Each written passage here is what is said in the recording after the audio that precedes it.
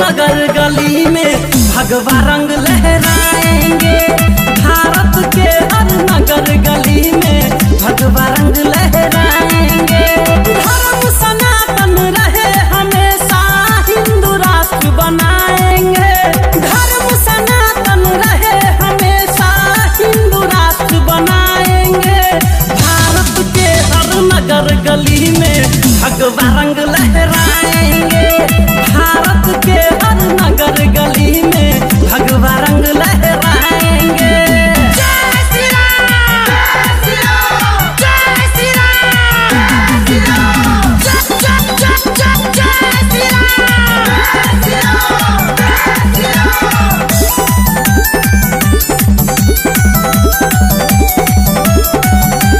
उठो चलो बजरंग के सेना, अब कर ली तैयारी है। शास्त्र की बातें हुई पुरानी, अब तो शस्त्र की बारी है।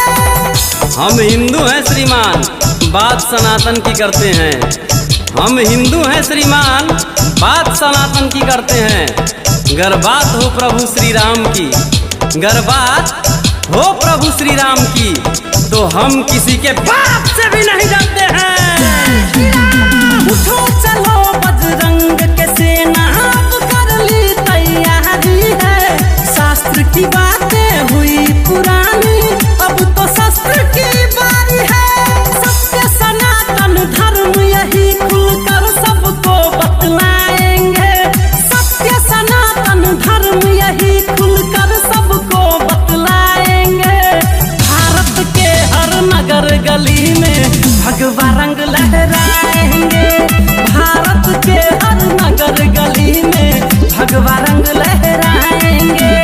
जय श्री राम, जय श्री राम, जय श्री राम, जय श्री राम।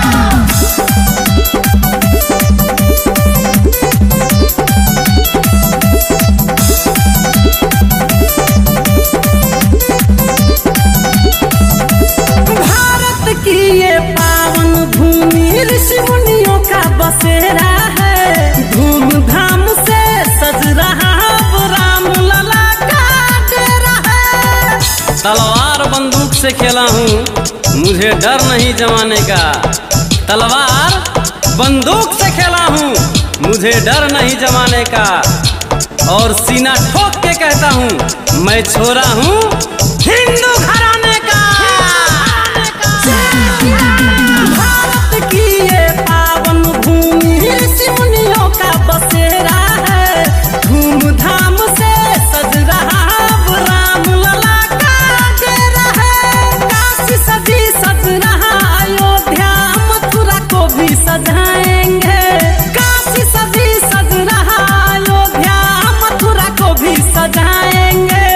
भारत के हर नगर गली में भगवा रंग लहराएंगे। भारत के हर नगर गली में भगवा रंग लहराएंगे।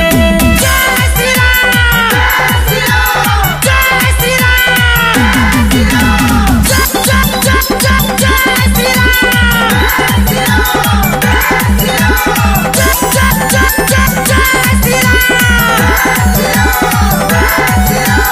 वंशज है श्री राम के हम, हिंदुत्व हमारी शान है। जात पात का भेद नहीं, रंग भगवा ही पहचान है।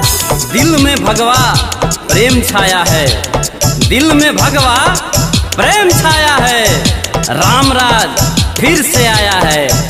देख के ताकत हिंदुओं की, देख के ताकत हिंदुओं की, पूरा का पूरा संसार घबराया है। वंशज है श्री राम